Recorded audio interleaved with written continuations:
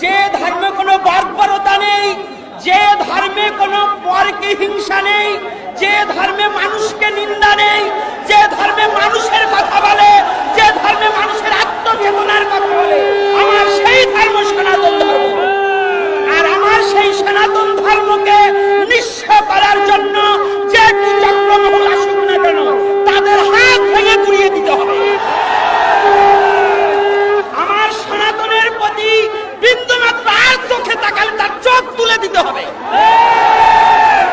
কারণ এই ঘুমান্ত প্রাণীকে খুঁচা দিয়ে জাগাবার চেষ্টা যেন কেউ না করে।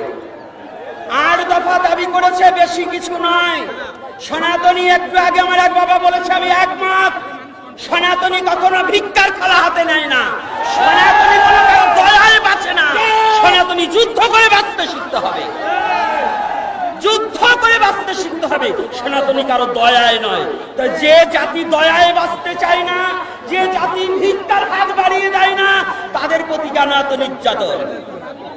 শুধু আমি একটা কথা শুনেছি, আমি পূর্ববর্তী বক্তাদের একটা অনুরোধ করব, কোন সরকার নয়, কোন বছর নয়, কোন সাল নয়, ৭১-এর পর হইতে যতবার যে সরকার এসেছে, প্রত্যেক সরকার সনাতনীদের প্রতি নির্যাতন করেছে। শুধু কোন এক সরকার নয়। আপনারা জানেন 19 সালে নানুয়া দিঘির পাড়ে হনুমানের পায়ে নিজেরাই কোরআন রেখে যে মন্দিরগুলাকে ভেঙেছিল, যে সনাতনী যুবকদের হত্যা করা হয়েছিল, আওয়ামী লীগ সরকার তার বিচার করেনি।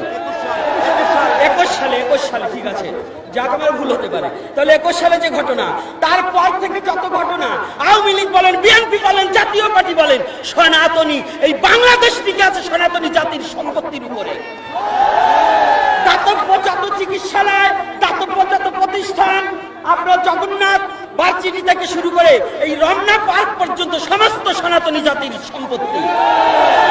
এই বাংলাদেশের মধ্যে যত দাতব্য প্রতিষ্ঠানগুলো প্রায় সনাতনী সম্পত্তির উপরে দাঁড়িয়ে আছে। জাদুঘরের যত মূর্তি আছে সব সনাতনীদের মূর্তি। জাদুঘরে যত সংস্কৃতি আছে সমস্ত সনাতনীদের সংস্কৃতি। এই সনাতনীর সম্পত্তি দিয়ে বাংলাদেশের বারোয়ানি চলছে, আর এই সনাতনী কেন এত নির্যাতন সহ্য করবে? কি কারণে? এটা অন্তর্বর্তী সরকার এখন এসেছে। আমার জিজ্ঞাসা, আমার জানবার অভিপ্রায়, অবিলম্বে 8 দফা দাবি আমাদের মেনে নেন। এই 8 দফা দাবি আপনার কাছে আকুল আবেদন। আমরা সাধু সন্ত কেন পথে আসব? সনাতনী সাধু সন্ত সহসা পথে আসে না, সনাতনী সাধু সন্ত সহজা রাজপথে নামে না। আর যারা যদি একবার সাধু সন্ত এখন আসেনি, এই বাংলায় হাজার হাজার সাধু সন্ত আছে। আপনারা এখনো, আমি অন্তর্বর্তী সরকারের কাছে বলি, সাধু সমাজ যদি একবার পথে নেমে পড়ে, এই 8 দফা দাবি যদি না মেনে নেন, যদি নেমে পড়ে, জানবেন পুরো শহর অচল হয়ে যাবে, পুরো শহর অচল হয়ে যাবে। আর হে সনাতনী যুবকবৃন্দ, তোমরা এমন ধর্মে জন্মগ্রহণ করেছো যে ধর্মে মরে না, বাঁচতে শিখায়। সনাতন ধর্মে বাঁচতে শিখায়। সনাতন ধর্মে জন্মান্তরবাদ আছে, তুমি মরবে না, ভয় নেই। জাতির জন্য প্রাণ দান করবো, তথাপিও জাতিকে জাতির জন্য জীবনকে শেষ করে দেব। এই যতগুলো সাধু সন্ত এসেছে, প্রত্যেকটা সনাতনী একমাত্র জীবনটাকে বলিদান করেছে তার ধর্মের জন্য। এই সাধু সন্ত মরতেও শিখেছে। জানবেন সাধু সন্ত আর ঘরে বসে থাকবে না। আর যদিও কোনো সাধু সন্ত ঘরে ঘুমিয়ে থাকে, জানবে ওরা সনাতন ধর্মের সাধু নয়, ওরা পাঁচাটা কুকুর। যারা ঘুমিয়ে থাকবে আর সনাতনী স্বার্থে না জাগ্রত হবে, ওদেরকে ভালোবেসেও লাভ নেই। আজকে আপনারা যারা এসেছেন সাধু সন্ত বৃন্দ, আমি প্রত্যেকটা সাধুকে বলবো, এবং প্রত্যেকটা আজকে আমার যুবক বাবাকে দেখে আমার খুব ভালো লাগছে, আনন্দ লাগছে। এমন করে কোথাও এত সমস্যা দেখা যায় না। তবে এমন নয়, আরো জাগতে হবে, আরো আসতে হবে। প্রতিটা প্রয়োজন বোধে 8 দফা দাবি না মানা পর্যন্ত প্রত্যেক মরে মরে রাস্তায় রাস্তায় আমরা শুয়ে পড়ব।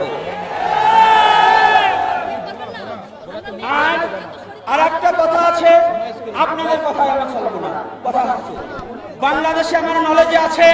আমি এর আগে একটা আলোচনায় বলে দিয়েছি ইউটিউবে, যদি আমি বাস্তব সত্য প্রমাণ না করতে পারি, আমি নিজে ফাঁসির দড়িতে ঝুলে পড়ব। এই যে হিন্দুদের প্রতি অত্যাচার এবং জায়গায় জায়গায় দেবতা মন্দির দখল করা হচ্ছে এবং করবার জন্য যারা উস্কানি করছে, আমি আবদার রাখছি, এই বাংলাদেশ হিন্দু মুসলমান কোনো রেশারেশি ছিল না। হিন্দু মুসলমান পরস্পরে হিন্দু বাড়ির লাড়ু চিরা খেয়েছে অনেক মুসলমান আমার হাতে, আমি 20 জোড়া নারকেলের লাড়ু খাইয়েছি একবার পূজায়।